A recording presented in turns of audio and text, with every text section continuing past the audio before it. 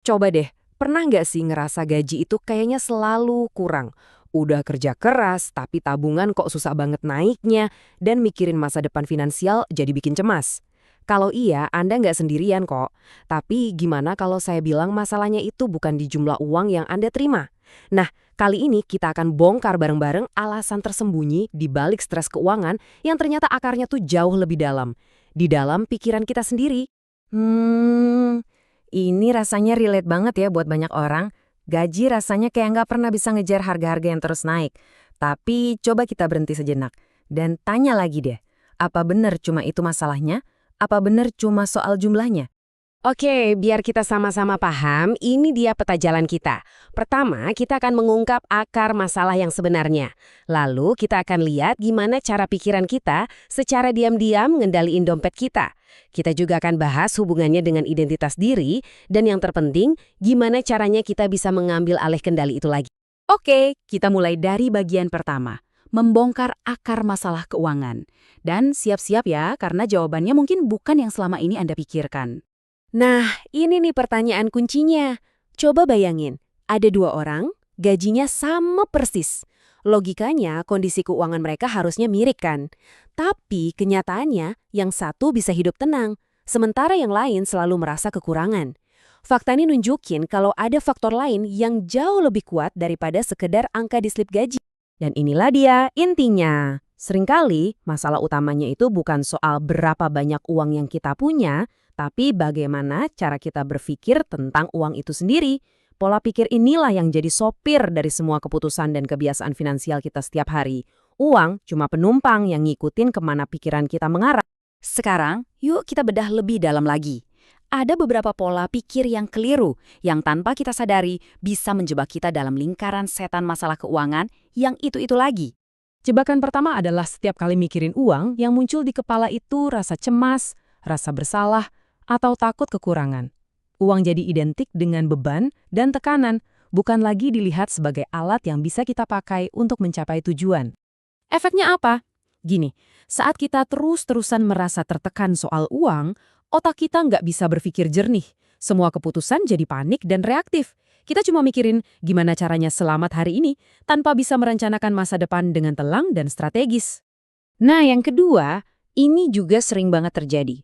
Kita terobsesi banget sama angkanya. Kita mikir, andai aja gaji gua naik, semua masalah pasti beres.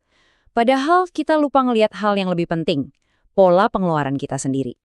Dan ini bagian yang menarik sekaligus seremnya. Tanpa mengubah pola pengeluaran, kenaikan gaji itu justru bisa bikin masalah makin parah loh. Ibaratnya pipa yang bocor kecil sekarang alirannya digedein, ya bocornya makin besar kan? Jadi fokusnya harusnya bukan seberapa besar air yang masuk, tapi gimana cara kita nambal bocornya itu. Coba jujur, pernah nggak sih lagi capek, sedih, atau kecewa, terus tiba-tiba rasanya pengen banget belanja sesuatu? Nah, itu namanya emotional spending. Kita pakai belanja sebagai pelarian singkat dari perasaan yang nggak enak. Bahayanya di mana? Ini tuh bikin keuangan kita bocor terus-terusan tapi kita nggak sadar. Uang jadi semacam obat penenang sementara. Padahal yang kita butuhkan sebenarnya adalah membereskan sumber masalah emosional kita, bukan cuma meredakan gejalanya dengan belanja. Oke, kita lanjut ke level yang lebih dalam lagi ya. Ternyata, pola pikir kita tentang uang itu sering banget nyambung ke cara kita memandang diri sendiri dan dunia di sekitar kita. Yang keempat, ini jebakan klasik.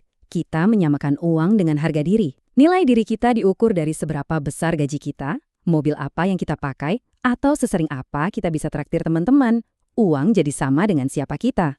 Jadinya gimana? Kita jadi hidup di bawah tekanan konstan untuk kelihatan sukses. Setiap keputusan finansial bukan lagi dibuat berdasarkan kebutuhan atau logika, tapi demi dapat pengakuan dari orang lain. Gengsi jadi panglima. Gimana mau nabung? Harga-harga kan mahal banget. Sistemnya emang nggak adil. Duh, lagi apes saja nih. Familiar nggak sama kalimat-kalimat kayak gitu?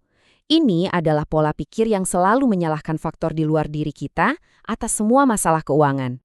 Perbedaannya jelas banget kan? Kalau kita terus menyalahkan keadaan, kita jadi pasif. Kita merasa nggak punya kuasa, jadi nggak ada yang berubah. Tapi, begitu kita mulai lihat ke dalam diri, kita sadar, oke, mungkin harga naik di luar kendali gue, tapi cara gue belanja itu bisa gue kontrol. Nah, disitulah titik awal perbaikan yang sesungguhnya. Coba deh, kita berhenti sejenak dan renungkan ini. Kalau dipikir-pikir, berapa banyak sih yang sebetulnya kita butuhkan untuk merasa hidup kita cukup? Pertanyaan sederhana ini penting banget dan akan membawa kita ke jebakan berikutnya. Nah, kalau kita nggak bisa jawab pertanyaan tadi, kita mungkin kena jebakan keenam ini. Kalau kita nggak pernah nentuin sendiri apa itu cukup, kita seperti lari di treadmill yang nggak pernah berhenti. Pengejaran akan uang jadi nggak ada habisnya, dan kita akan selalu merasa kurang. Tanpa garis finish yang jelas, keinginan kita bakal terus nambah. Gaya hidup pelan-pelan naik dan rasa puas itu kayak fatamorgana, selalu di depan tapi nggak pernah tercapai. Akibatnya, uang akan selamanya jadi sumber kecemasan. Padahal, rasa cukup itulah fondasi ketenangan finansial. Oke, kita sampai di bagian terakhir dan ini yang paling penting. Di sini kita akan lihat pergeseran pola pikir final yang bisa membalikan keadaan, membuat kita jadi tuan atas uang kita, bukan sebaliknya. Pola pikir keliru yang terakhir, ini mungkin fantasi kita semua. Kalau aja gue punya banyak uang, semua masalah hidup pasti selesai. Seolah-olah uang bisa secara ajaib memperbaiki hubungan yang rusak atau bikin kita bahagia, padahal kenyataannya jauh lebih rumit dari itu. Dan ini mungkin pesan terpenting dari semua ini. Uang itu sifatnya netral. Dia cuma memperbesar apa yang udah ada di dalam diri kita. Kalau pola hidup kita udah teratur dan sehat, uang akan jadi alat yang memperkuat itu. Tapi kalau pola hidup kita kacau, uang justru akan membuat kekacauan itu jadi makin besar.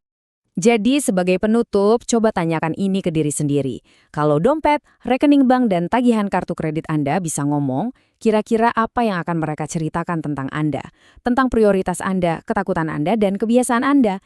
Karena pada akhirnya perubahan finansial yang nyata itu bukan dimulai dari menambah nominalnya, tapi dari mengubah cara kita memandangnya.